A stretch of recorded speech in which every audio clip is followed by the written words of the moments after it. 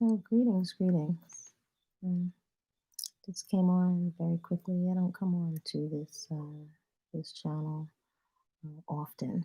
There's quite a bit of information um, and things coming out on its own, which unfortunately I'm very grateful for, so that people can learn for their own selves, especially hopefully the parents of uh, young grown adults that are in cults, and also young people that are considering cults. By now, there's enough information so people can see the patterns of cults. Distinct, there are some very distinct patterns between the different cults, cults in general, and definitely the cults that we see coming out of the Afro community. By now, you folks should be able to clearly see some distinct patterns between people that remain in cults, people that have gone and left with a particular cult that this channel refers to.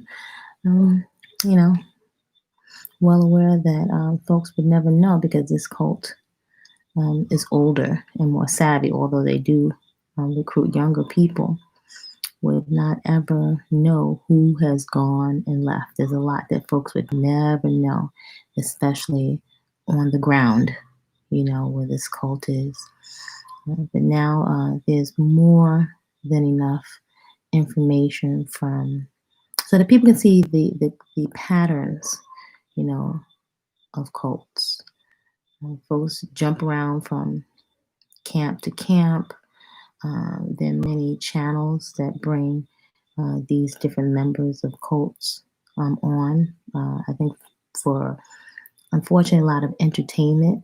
But now there are many patterns that are very distinct. So hopefully, folks can suspend their being entertained for a moment to ask some critical questions. So folks can't be on the ground to see, again, who comes and goes.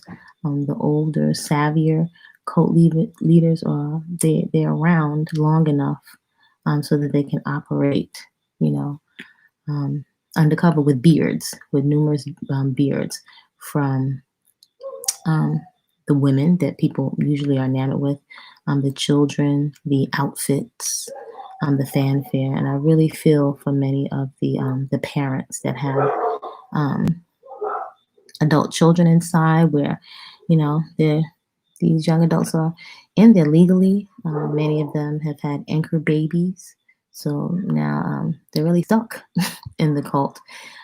They've painted different pictures, and they're just really, really savvy. So hopefully, folks have their thinking caps on, and you can see the patterns for yourself. The patterns are distinct with these cult leaders, from the rhetoric, the manipulation of women, of children.